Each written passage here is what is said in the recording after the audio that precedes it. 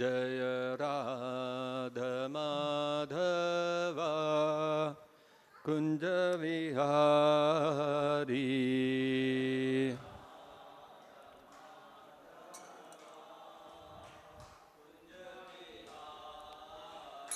जय राधा माधवा कुंज विहारी।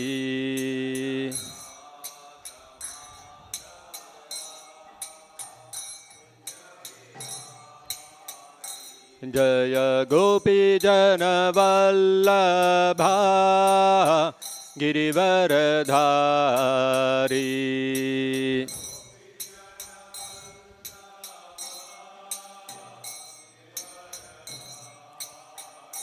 जय गोपी जन वल्लभा गिरिवरधारी।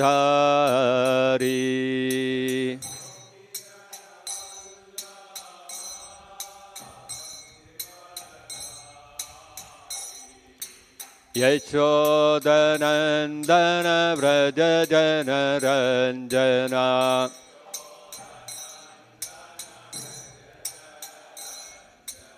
यशोदनन्दन व्रज जनरञ्जना।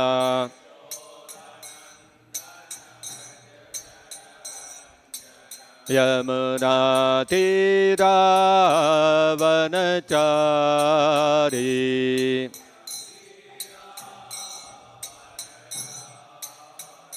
यमुना तीरावनचारी।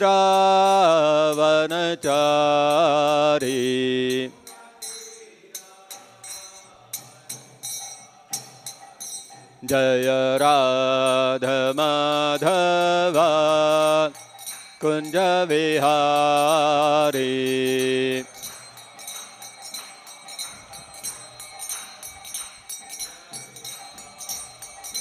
जय गोपी जन वल्लभा गिरिवरधारी।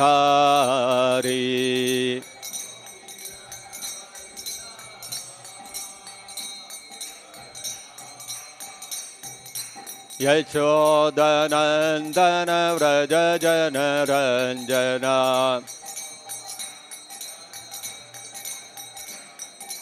यमुना तीरावनचारी।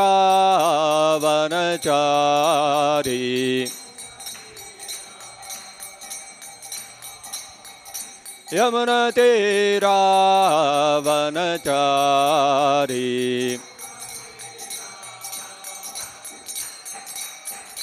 जय राधा माधवा कुंज विहारी।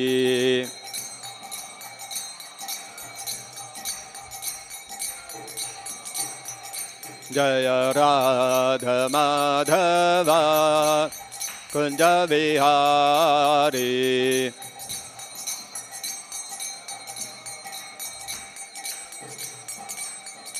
जय कृष्ण रुक्मिणी जय सत्यभामा। कृष्ण रुक्मिणी जय सत्यभामा।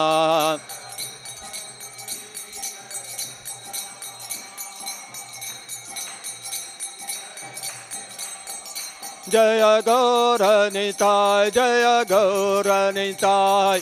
गौरनिताय जय गौरनिताय।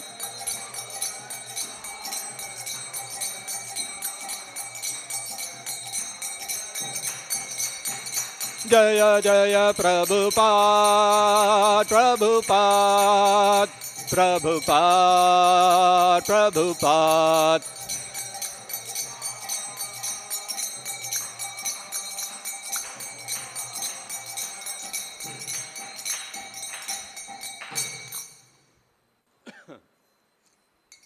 जय विष्णुपाद परमहंस परिव्राजकाचार्य अष्टोत्तर शतश्री श्रीमद डिवाइन ग्रेस ऐसी भक्ति वेदांत स्वामी श्रील प्रभुपाद की जय। जय विष्णुपाद परमहंस परिव्राजकाचार्य अष्टोत्तर शतश्री श्रीमद डिवाइन ग्रेस श्रील भक्ति सिद्धांत सरस्वती गोस्वामी महाराज की जय। अनंत कोटि वैष्णव वृंद की जय। प्रेम से कहो श्री कृष्ण चैतन्य प्रभु नित्यानंद श्री अद्वैत गदाधर शिवासदि गौर भक्त वृंद की जय। ग्रंथराज श्रीमद् भागवतम की जय। श्री श्री कृष्ण रुक्मिणी सत्यभामा की जय, श्री श्री गौर निताय की जय, जगत गुरु श्रील प्रभुपाद की जय, निताय गौर प्रेमानंदे हरि हरि बोल। ओम नमो भगवते वासुदेवाय। ओम नमो भगवते वासुदेवाय। ओम नमो भगवते वासुदेवाय।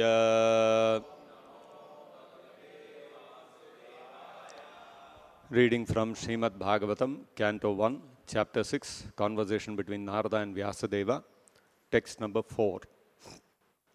Prak kalpa vishayam etam prak kalpa vishayam etam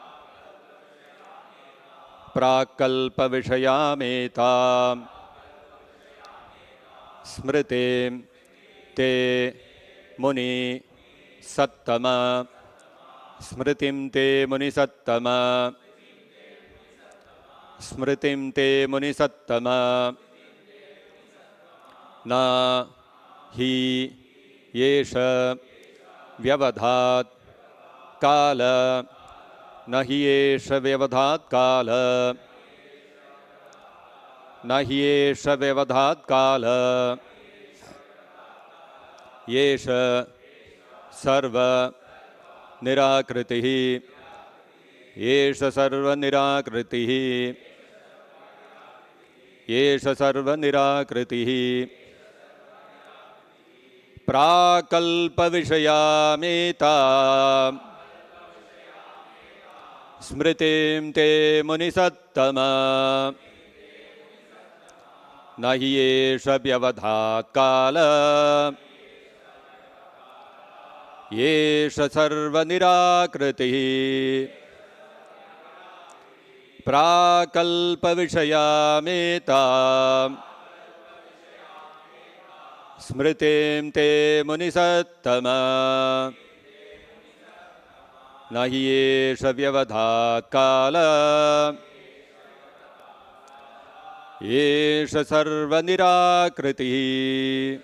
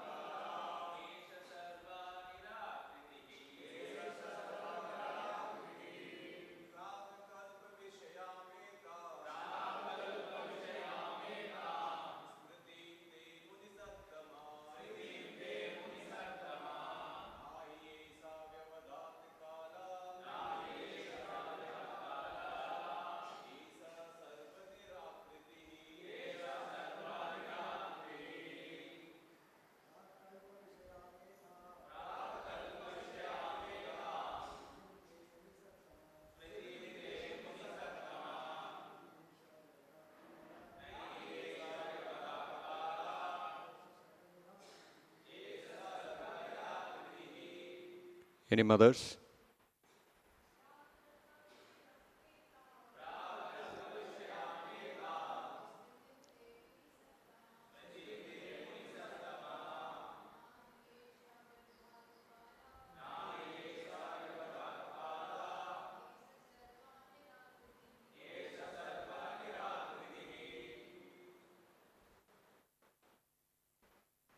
Prak, prior.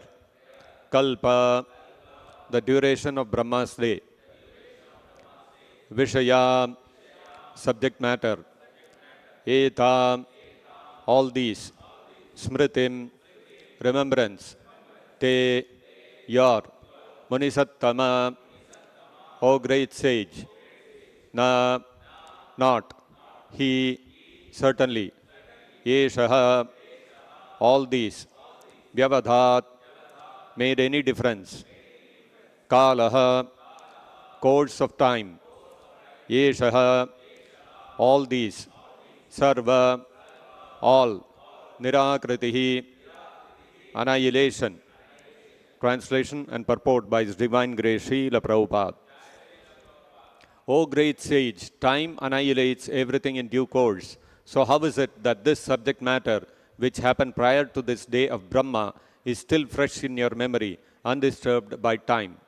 Kindly repeat. O great sage, time annihilates everything in due course. So how is it that this subject matter, which happened prior to this day of Brahma, is still fresh in your memory, undisturbed by time? Purport by Srila Prabhupada.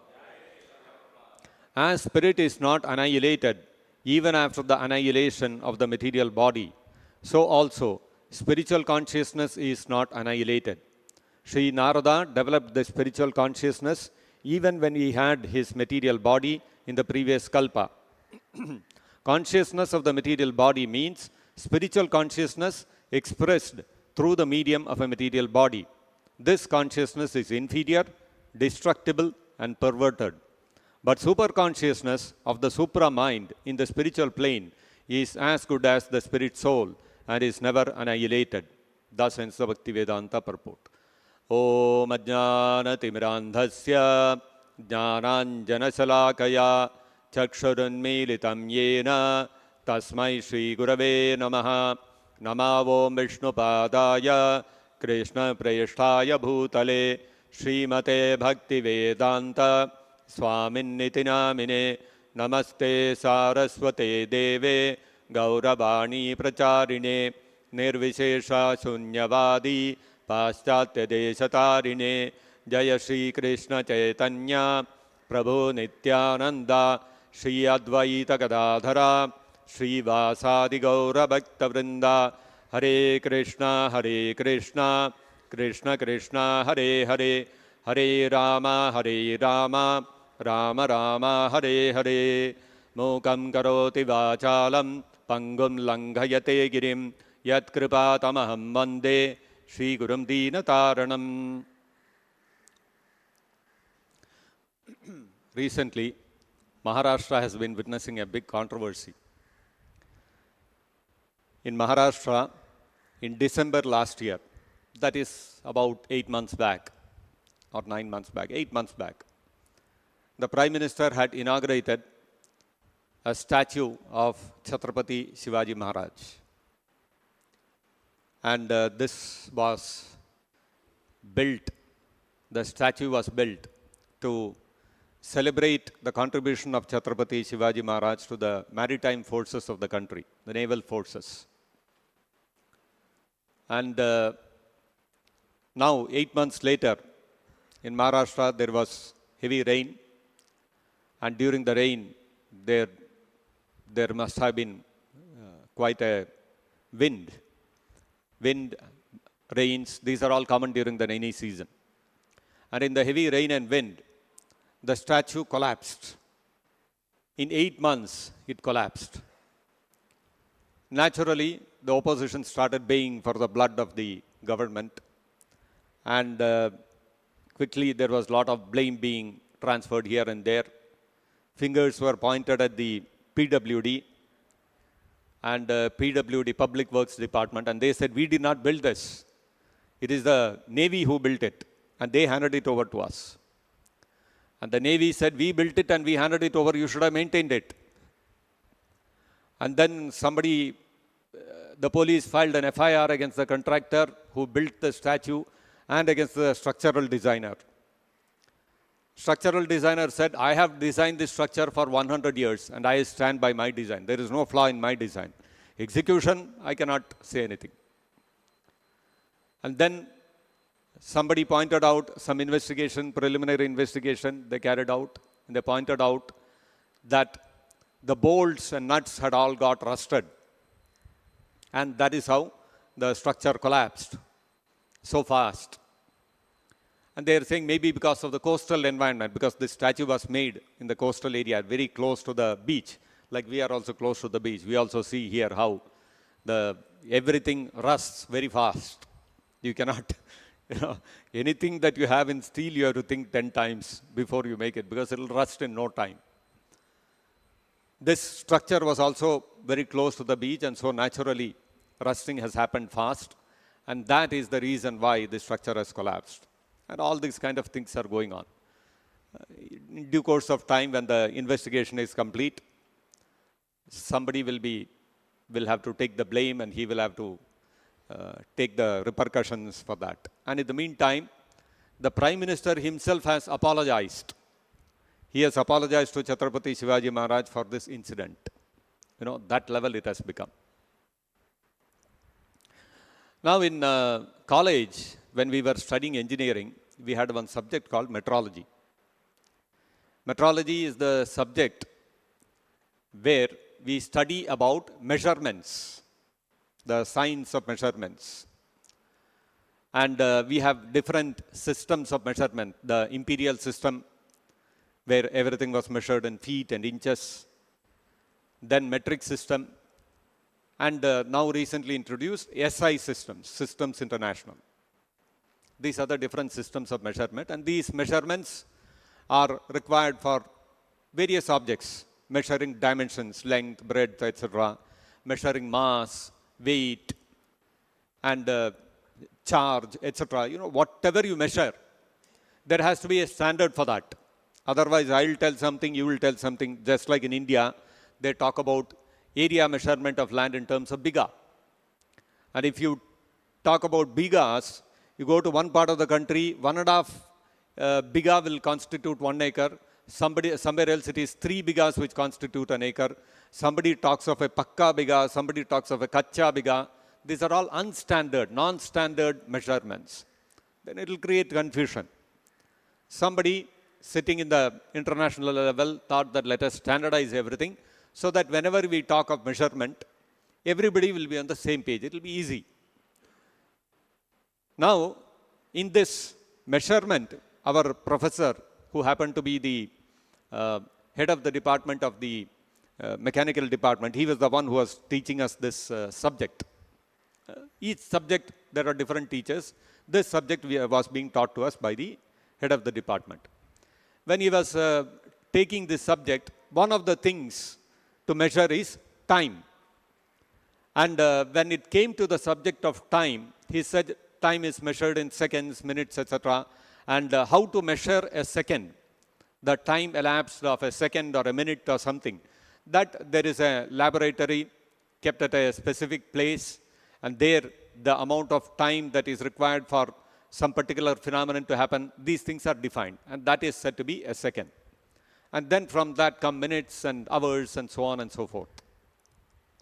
And when he was telling how to measure time, he said, and when we talk about the measurement of anything, whether it is mass, whether it is weight, whether it is dimensions, etc., each object has a definition.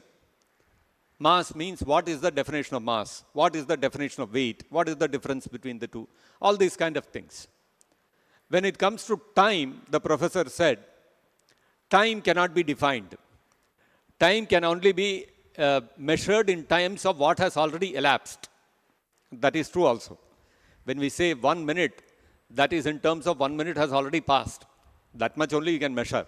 What is, you cannot, there is no other way of measuring time. And he said, we cannot define time. There is no definition for time. But Prabhupada gave a wonderful definition for time. Prabhupada said, time is the force which brings about change. Such a beautiful definition. Actually, you see, in the incident where Chhatrapati Shivaji Maharaj's statue collapsed, what happened? The structural consultant had designed the structure to last for 100 years. Shri Krishna Rukmini Satyabhama ki jai. Although the structure was designed to last for 100 years, but the force of time brought about certain changes in the structure, the rusting of the bolts and the nuts and all those kind of things, which caused the structure to fall within 8 months. And you see, the best structural consultant in the world the best contractor you get, the best engineers you get and execute, no matter what you do, the force of time cannot be stopped. The inexorable force of time is unstoppable. Nobody can stop the force of time. Actually, if you see in this world, everybody is battling against this force of time which brings about change. Whether it is human beings, whether it is societies, whether it is corporations, whether it is governments, everywhere you find this phenomenon. That with time, the force of time is such that it brings about deterioration and it brings about destruction. As it is mentioned in today's verse, Kala Esha Sarva Nirakritihi. Akriti means form. Nirakriti means formless. So, Kala Esha Sarva Nirakritihi. Sarva Nirakritihi Esha Kalaha. Kala, time, is the force which destroys the forms of everything. It may be the form of the body, it may be the form of the society, it may be the form of an organization, a corporation, it may be the form of a government. You take anything in the world. Everything is, over a period of time, everything deteriorates and gets destroyed. This is the nature. That is why you buy a car. When you buy a car, you get a manual which says that at these specified intervals, you have to keep doing the maintenance. You have to send it for service. So maintenance is what? Maintenance is trying to counteract the force of time and extend the life of an object. But ultimately what happens? That object will reach the end of its life. 5 years, 7 years, 8 years, the car has run a certain number of kilometers, that's the end of its life, no matter how well you maintain it. You have to scrap it and buy a new car. Similarly, organizations also, they bring in policies and then they implement the policies, then they have to review every quarter, every 6 months, annually. They have to keep reviewing and they have to keep updating. Otherwise, what will happen? The company will slowly start deteriorating and it will become, the company will slowly, it will get destroyed. It will become no more relevant in the society. So to keep things running, whether it is the government, just like in India, recently the criminal laws were updated.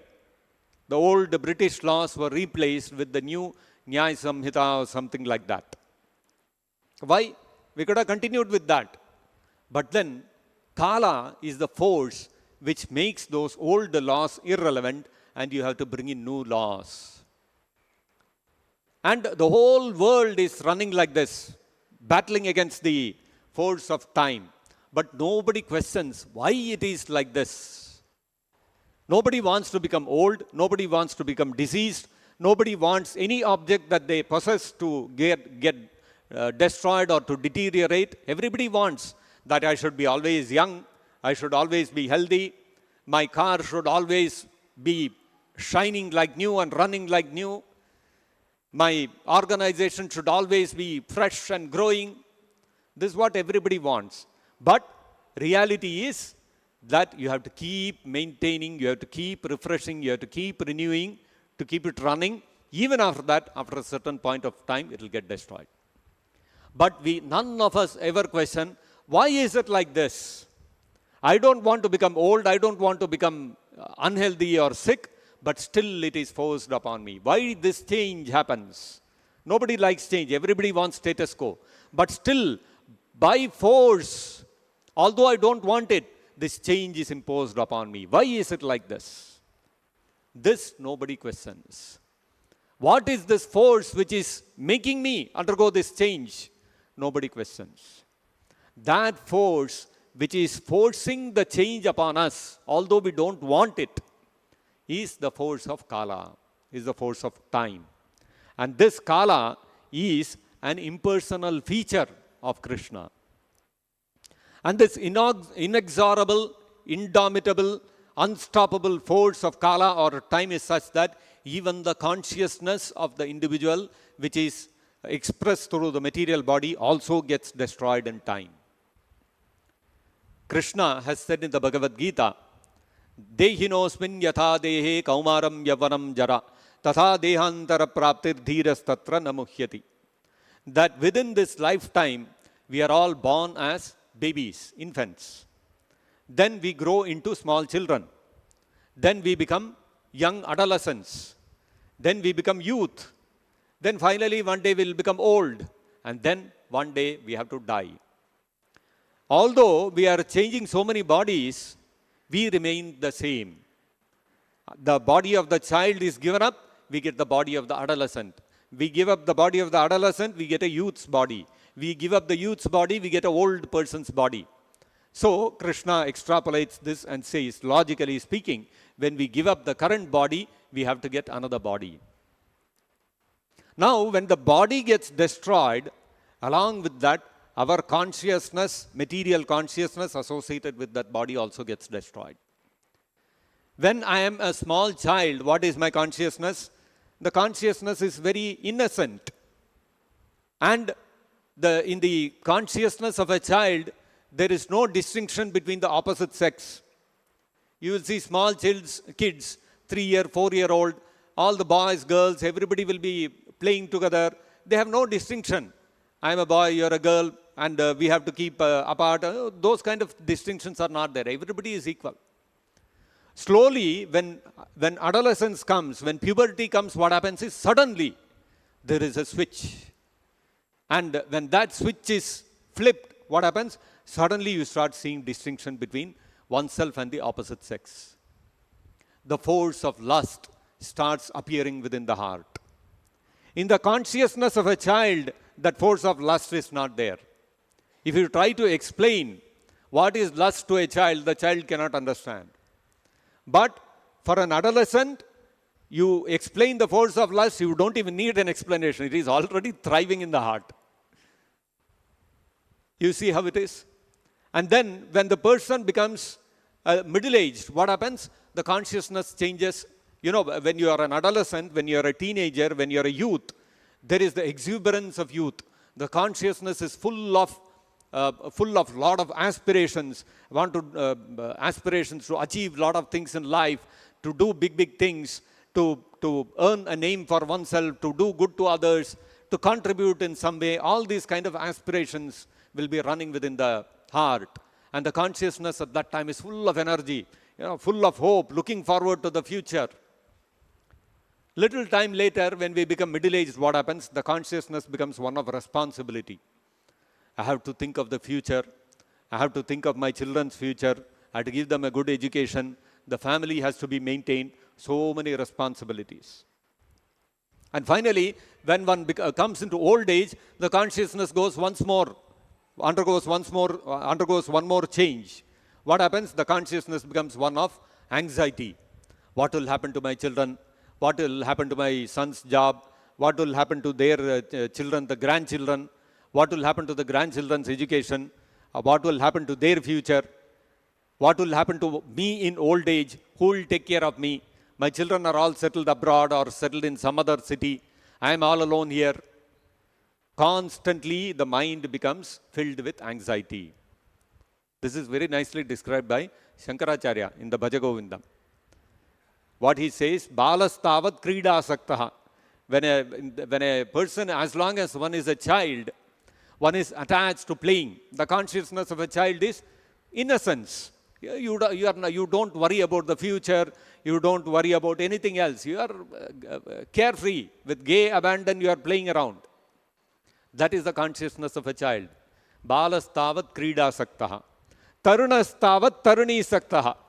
When one becomes a youth, what happens? One consciousness becomes filled with attraction for the opposite sex.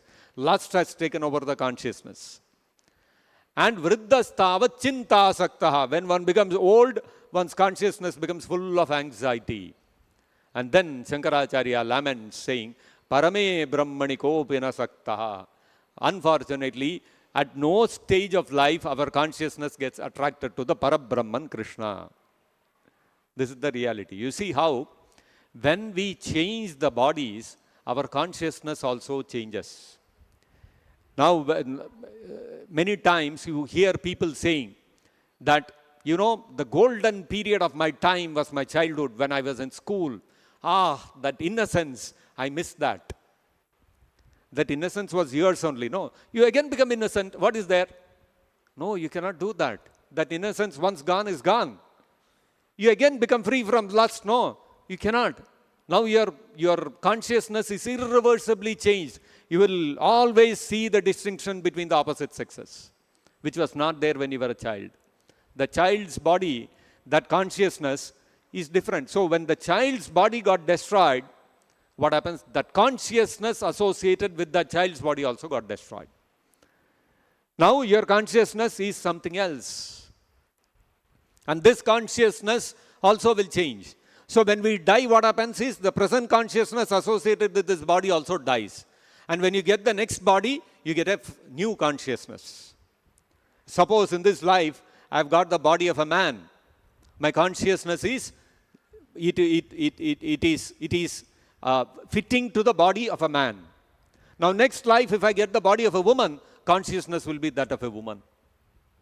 Or if I get the body of an animal, a dog or a cat, then in that body, my consciousness will be that of a cat or a dog. Right? If the consciousness which I have as being that of a human being, if that is preserved, then what will happen? When I get the body of the cat or the dog, I'll start behaving like a human being. That you will never find happening.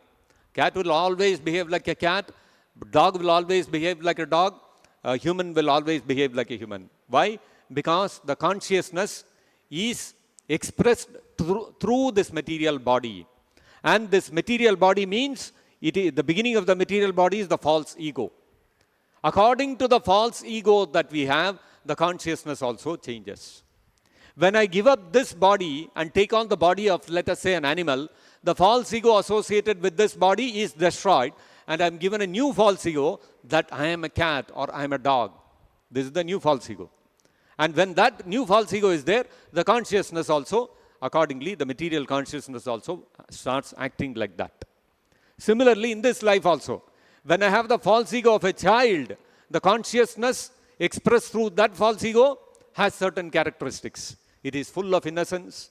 It is free from lust. It is free from the distinction of the opposite sexes. These are the characteristics of a child's false ego and the consciousness associated with that. And when I become an adolescent, my false ego changes. Accordingly, the consciousness also changes. So you see, but the consciousness continues. That means the original consciousness of the spirit soul is as it is. It can never be destroyed, it cannot change. But when it is expressed through the material body, through the false ego, what happens? That consciousness becomes perverted and it becomes destructible, as Prabhupada is saying in the purport here today. This consciousness of the material body means spiritual consciousness expressed through the medium of a material body. And this consciousness is inferior, destructible and perverted. And this is how you will see consciousness keeps getting destroyed, material consciousness keeps getting destroyed, and we keep changing the consciousness even within this life. And when we go to another body in the next life also, the consciousness changes.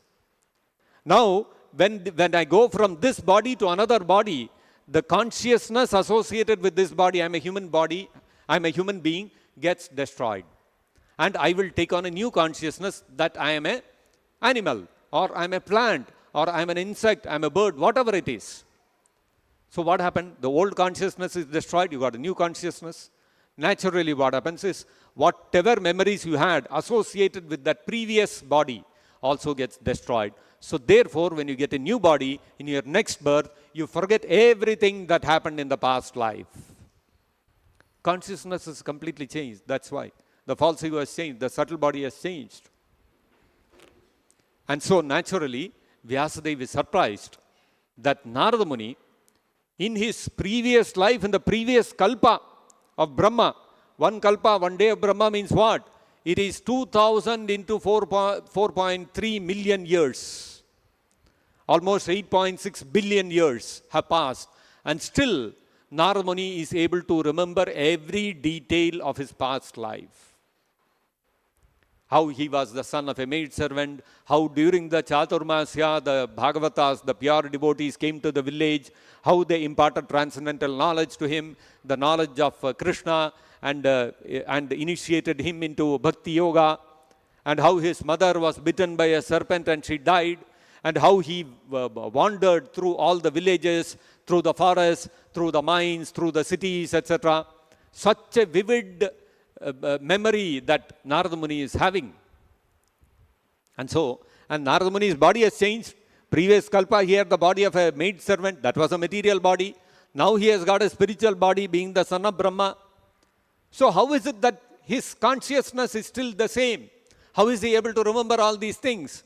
His consciousness, material consciousness should have been destroyed, and he should have forgotten everything. That too, what happened 8.6 billion years ago. Within this lifetime itself, we forget what happened during our childhood. Our parents will call us and tell that in your childhood you were so naughty, you used to do like this, you used to do like that, and we'll hear and say, oh, acha, is it like that? Because we have forgotten. That body of the child is destroyed, the consciousness is also destroyed, that memory is also forgotten. Some things here and there, major things we may remember, but majority of the things we forget. Similarly, when we change this body to another body, we forget. So within a short span of time, I gave up this body and took on another body within a span of 10 months or whatever I am in the womb of the mother. I forget everything. But here, 8.6 billion years, and Narada Muni has not forgotten any detail. So, Vyasadeva is surprised, and he is asking this question, Prakalpa Vishayam Metam. So, such a long time ago, previous day of Brahma, 8.6 billion years have passed. Smritim te Munisatama, but you are remembering everything. Nahi esha vyavadat, and time, kalaha, nahi esha kalaha vyavadat. The passage of time, the force of time has had no influence. And what is that time? Esha sarva nirakriti, which destroys everything. Even the consciousness of the souls is destroyed. But your consciousness has not been destroyed. How is this? And so Prabhupada explains in the purport, as spirit is not annihilated even after the annihilation of the material body, so also spiritual consciousness is not annihilated. The original consciousness of the living entity is never destroyed. When it is expressed through false ego, it gets destroyed with the change of the false ego and the body. But in the case of Narada Muni, Sri Narada Muni developed this spiritual consciousness. He revived his spiritual consciousness even when he had his material body in the previous kalpa. So by the time Narada Muni gave up his body, already his spiritual consciousness was revived, his false ego was given away, and he had realized that I am an eternal servant of Krishna. And because he had realized that himself as being the eternal servant of Krishna, his original consciousness had come back, so there was no question of its destruction. And therefore, in his next life, he was able to remember everything. Similarly, if we are executing our spiritual life under the instructions of a pure devotee, Srila Prabhupada.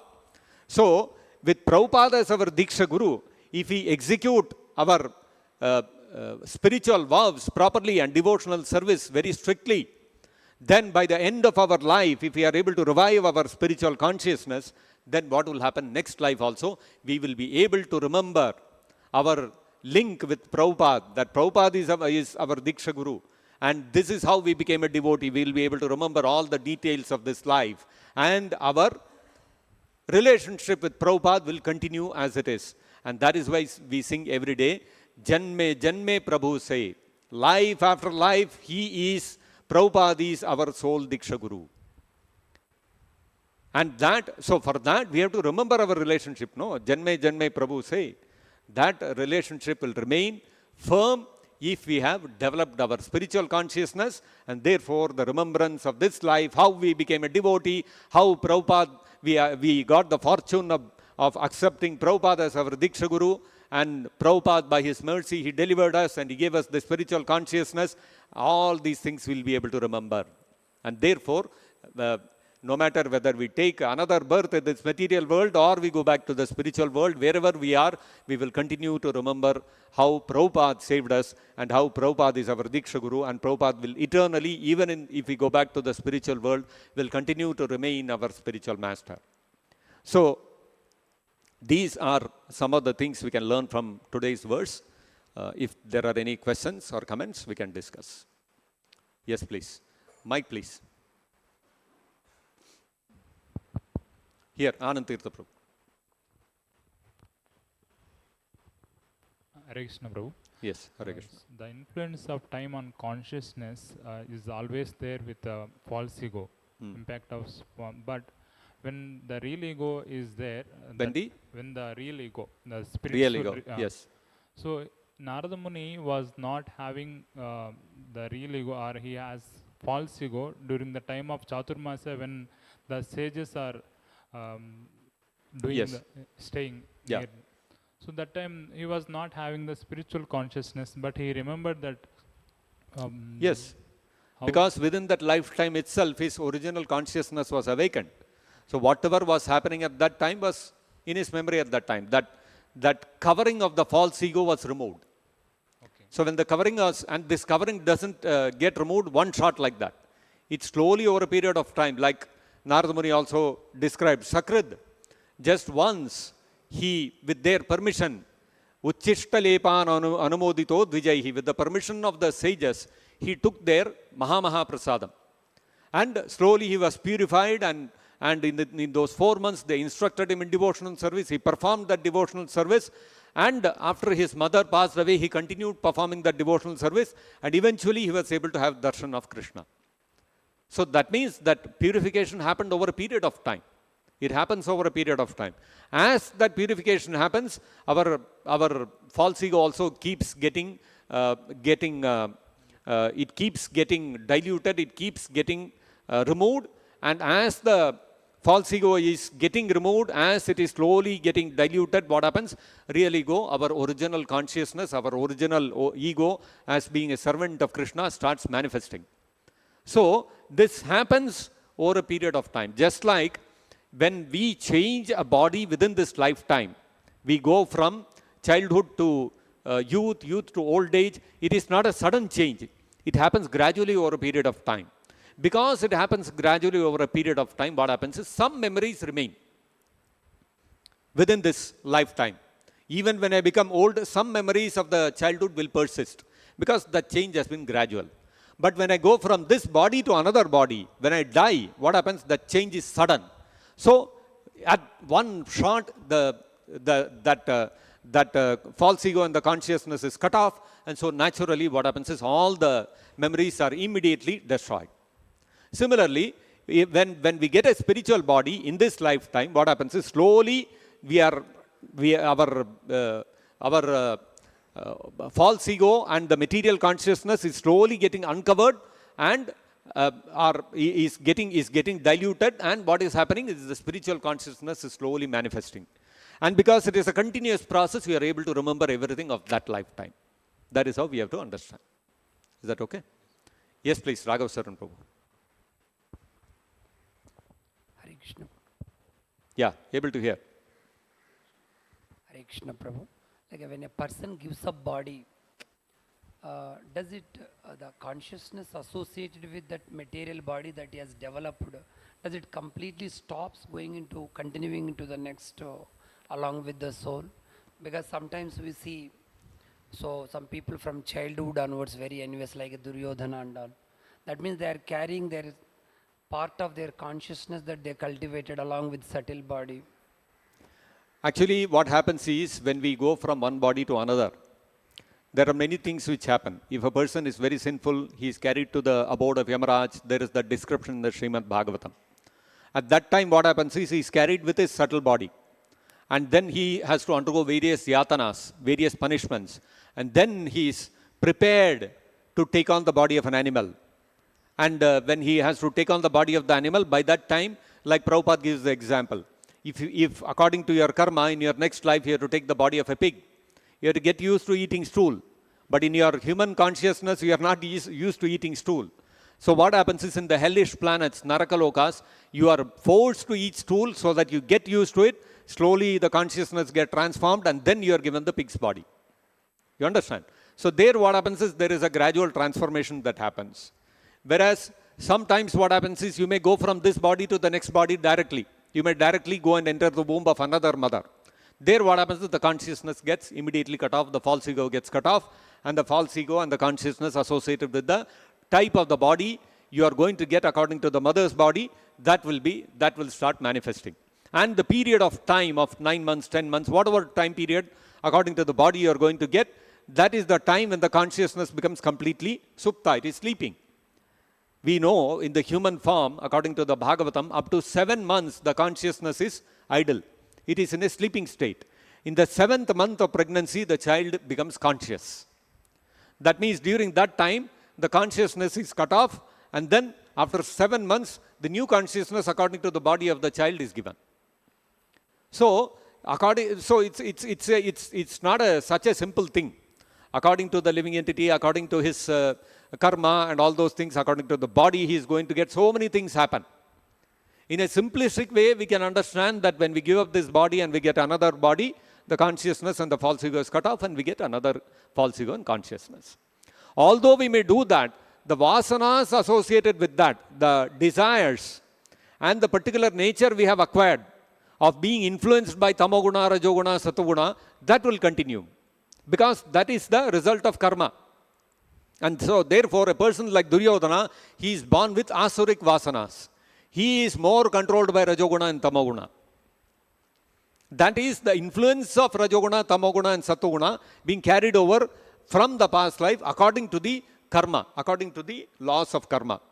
According to the laws of karma, I am supposed to get an animal body which is completely controlled by tamoguna. So accordingly, in this life, I might have the body of a Brahmana. But I am born in a Brahmana family, I have got the Brahmana body, but I did not use that body like a Brahmana. I lived like an animal whole life. So what will happen at the time of death? I will get an animal consciousness. I will get an animal's ego. So then what happens? All those desires which I had, the vasanas I had got, propensities which I had acquired in this life, human life, of living like an animal, that will continue. So that propensity or the vasana or the desires is different, according to which the influence of tamoguna, rajoguna will predominate and influence my false ego and consciousness to act in a certain way. And that is why Prabhupada is saying that the consciousness is inferior. Material consciousness expressed through the material body is inferior. According to my karma, I get a material body, a subtle body, a body of composed of mind and false ego, which is controlled by a particular combination of satoguna, rajoguna and tamoguna, where there is a predominance of either rajoguna or tamoguna or satoguna. Now accordingly, the consciousness also, it will start manifesting itself.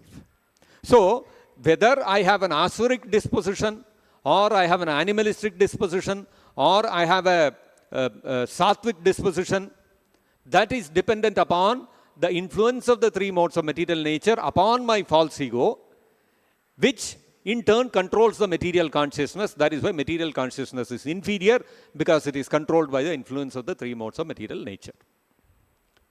Is that okay? Any other question? Yes, Mataji.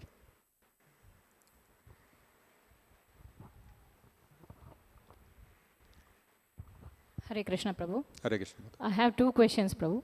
One is, at what stage our Swarupa will be revealed to the soul? And the second question is, we hear about reincarnation. On what basis some of the people only remember their previous life? Okay. First question is, at what stage will our Swarupa will be revealed? That's your question. Actually, Srila Rupa Goswami explains in the Bhakti Rasamrita Sindhu all the stages that we go through in the practice of our spiritual life. Adav Shraddha, it begins with a little Shraddha, faith, in the Vaishnavas, in Bhagavad Gita, in Krishna, in Prabhupada, in the Acharyas, etc. Adav Shraddha, Tata Sadhu Sangha. Then what happens? We start associating with the devotees. Then what happens? Tata Sadhu Sangha, Atho Bhajana Kriya. The devotees, when we associate with the sadhus, they will engage us in devotional service. They will tell us, you chant one mala of Hare Krishna mantra, why don't you read Prabhupada's Bhagavad Gita? Naturally. Why don't you come to the temple for the arati? Why don't you honor a little prasadam? All this is Bhajana Kriya. And when that Bhajana Kriya starts, what happens is, Atho anartha nivrittihi syat. The anarthas in the heart start getting cleansed. That means our propensities to perform sinful activities start getting cleansed. our identification with the material body starts getting cleansed. The influence of kama, krodha, lobha, mada, moha, matsarya within the heart starting getting cleansed. All these contaminations start getting cleansed. And when bhajana kriya has happened sufficiently, what happens? Our propensity to perform the sinful activity diminishes. So we become, our consciousness becomes favorable for following the 4 regulative principles. And then what happens is, when that happens, what happens? We take initiation, we get ready for Diksha. So Diksha is the 3rd stage, Bhajana Kriya. That's the stage of Bhajana Kriya. And when we take Diksha, Bhajana Kriya happens. Then what happens? After we take Diksha and we continue our Bhajana Kriya, then what happens? Nishtha comes. We become fixed up. That, oh, I've taken a vow, I've taken initiation, I have to chant my 16 malas every day, I have to follow the 4 regulative principles. We become fixed up. Nobody can shake us up. Our devotional service becomes firm, it becomes steady. And then what happens? We come to the stage of Ruchi. So, Nishtha Ruchistataha. When we come to the stage of Ruchi or taste, what happens? We go from the stage of Vaidhi Bhakti to the stage of Raganaga Bhakti. Then we like to chant Hare Krishna mantra. We like to read Bhagavatam, hear Bhagavatam. We enjoy the Kirtan. Everywhere the taste starts driving us. In the beginning, until the stage of Ruchi, until we come to this, when we come to the stage of Nishtha, what is driving us? In the stage of Nishtha, it is our sense of duty. It is my sense of vow. It is my spiritual master has ordered me, so I have to do it. That's the driving force. From the stage of Ruchi, what happens? The driving force becomes the taste. You start liking to do everything. Of course, it's not that it is a one-stop this one. Even in the beginning also, some taste is there. Otherwise, we will not be able to continue our devotional service. We will not remain Nishtha. That Nishtha also, some taste is there. And we can all understand this, isn't it? When we, after the class, when we go to the prasadam hall, the taste will come out, right? We have become attached to the taste of prasadam. We don't want to taste anything else. So some taste has developed. It begins with the taste for prasadam, then that taste will develop for the holy name also, for the Bhagavatam also, for association of devotees, sadhu sangha also, everywhere that taste will come. Then when we come to the taste, when we come to the stage of taste, when we come to the stage of Raganaga Bhakti, what happens? We are hearing until that stage, instructions for progress in devotional service comes from the Guru, from Prabhupada. He is our Diksha Guru. All the instructions for our practicing spiritual life comes from the Bahya Guru, from Prabhupada. And also, of course, other Vaishnavas who are acting as our Shiksha Gurus, our senior Vaishnavas, all the instructions come from them. All instructions are coming externally. When we come to the stage of Ruchi, what happens? We start getting instructions directly from the Chaitya Guru, from Paramatma within the heart. Paramatma starts giving us instructions from within, and Diksha Guru's instructions, Prabhupada's instructions from outside continue to keep coming. Then what happens? We come to the stage of Asakti. When we come to this stage, what happens? We become attached to devotional service. What is the meaning of Asakti? Asakti means, attachment means, we cannot live without it. Devotional service becomes our life and soul. And then further, when we progress on that, when we come to the stage of Bhava Bhakti. When we come to the stage of Bhava, what happens? When we chant Krishna's holy name in the heart, like a television, we will start seeing all the pastimes of Krishna. Within the heart, we will be able to see Krishna, Krishna's pastimes, Krishna's activities, Krishna's instructions. Until that stage, we could only hear the voice within the heart. Then when we come to the stage of Bhakti, we actually start seeing Krishna within the heart. And then comes the stage of Prema. When the stage of Prema comes, we will be able to see Krishna right there in front of us. When we stand in front of Krishna, Rukmini, Satyabhama deities, Krishna, Rukmini, Satyabhama will talk to us and we will be able to talk to them. Like you and I are sitting and talking to each other. Like that, we will be able to talk. That is how we see the pastime of Sakshi Gopal. That Brahmana, he went in front of Sakshi Gopal and he said that old man, he had said he would give his daughter and you are the witness. So, but then he is now going back on his promise. So you have to come and bear the witness. Sakshi Gopal said, I am a deity. How can I come? I cannot walk. No. Deity, where is have you ever heard of a deity walking? And then the Brahmana replied, if deity can talk, deity can walk also. Come, don't give all this excuse. Krishna got defeated. Said, oh, Re Baba, your logic I cannot counter. I am coming behind you. So you see, that Brahmana is able to talk because Prabhupada explains that he is a Nitya Siddha. Both that old man and the young man were Nitya Siddhas. They came to participate in that Leela of Sakshi Gopal. So that Brahmana was able to talk to the deity. For him, that is no more stone, that is not a deity. That is Krishna himself standing there and talking to me. So, in the stage of prema, what happens? We will be able to see Krishna sitting. Krishna until then was within the heart, we are able to see Krishna. When we come to the stage of prema, we will be able to see Krishna right there, standing in front of us and talking to us. And at this stage, this is the stage when, at the stage of Krishna prema, our original Swarupa is revealed and we will remember who we are in the spiritual world. And that is why at that stage, Krishna is ready to stand in front of us and talk to us. So that's the stage. When we come to the stage of Krishna prema, we will remember our original Swarupa. And then further on, of course, the other 6 or 7 stages are there. Rati, Anuraga, etc. All those things also we will continue developing. Is that okay, Mataji? So we'll stop here. Grantharaj Srimad-Bhagavatam ki jai, Jagat Guru Srila Prabhupada ki jai, Nitai Gaur Premanande Hari Hari Bol.